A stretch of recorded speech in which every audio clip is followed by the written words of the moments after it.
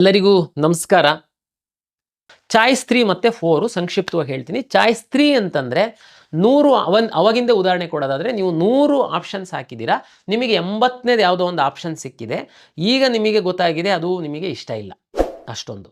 Choice 3 ಹಾಕಿದರೆ ನಿಮಗೆ ಯಾವುದು ಸಿಕ್ಕಿದೆ ಅದು ನಿಮ್ಮ 100 ಆಪ್ಷನ್ ಒಳಗಡೆ 80ನೇದು ಆಪ್ಷನ್ ನಿಮಗೆ ಸಿಕ್ಕಿತ್ತು ಅಂತಂದರೆ ಅದು ಸೀಟು ಡಿಲೀಟ್ ಆಗೋಗುತ್ತೆ. ಉಳಿದು 99 ನಿಮ್ಮ ಲಾಗಿನ್ ಒಳಗಡೆ ಇರುತ್ತೆ. ಅಂದರೆ ಆ ಸೀಟು ನಿಮ್ಮ ಖಾತೆಯಿಂದ ಹೊರಗಡೆ ಹೋಯಿತು.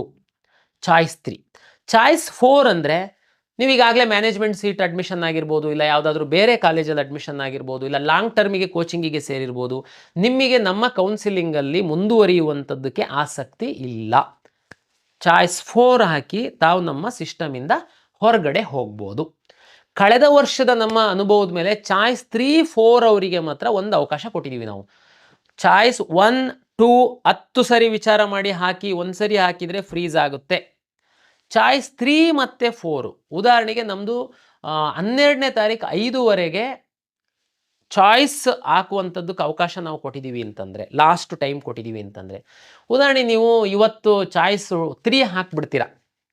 ಆಮೇಲೆ ಮನೆಯಲ್ಲೆಲ್ಲ ಚರ್ಚೆ ಮಾಡಿ, ನಾನು 3 ಹಾಕಬಾರ್ದಾಗಿತ್ತು, ನಾನು ಕಾಲೇಜಿಗೆ ಹೋಗಿ ಅಡ್ಮಿಷನ್ ಆಗಬೇಕಾಗಿತ್ತು, 1 ಹಾಕಬೇಕಾಗಿತ್ತು ಅಂತ ತಾವು ಮನಸ್ಸು ಬದಲಾವಣೆ ಮಾಡಿದರೆ, ಚಾಯ್ಸ್ 3 ಹಾಕಿರೋ ವಿದ್ಯಾರ್ಥಿಗಳು ನಮ್ಮ ಕೊನೆಯ ದಿನಾಂಕದ ಒಳಗಡೆ ತಾವು ಚಾಯ್ಸ್ 1, 2, 4 ಮಾಡಬಹುದು.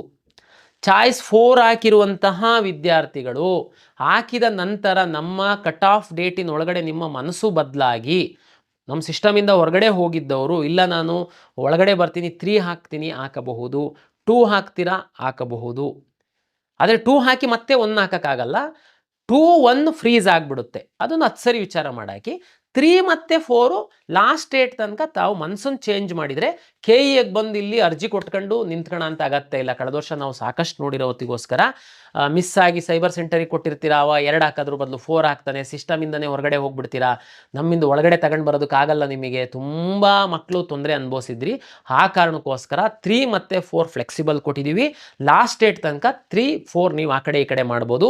4 ಹಾಕಿದ್ದವನು ಲಾಸ್ಟ್ ಡೇಟ್ ಒಳಗಡೆ ಮನಸ್ಸು ಬದಲಾವಣೆ ಮಾಡಿದರೆ 1 ಹಾಕಿ ಕಾಲೇಜಿಗೆ ಹೋಗಿ ಅಡ್ಮಿಷನ್ ಆಗ್ಬೋದು.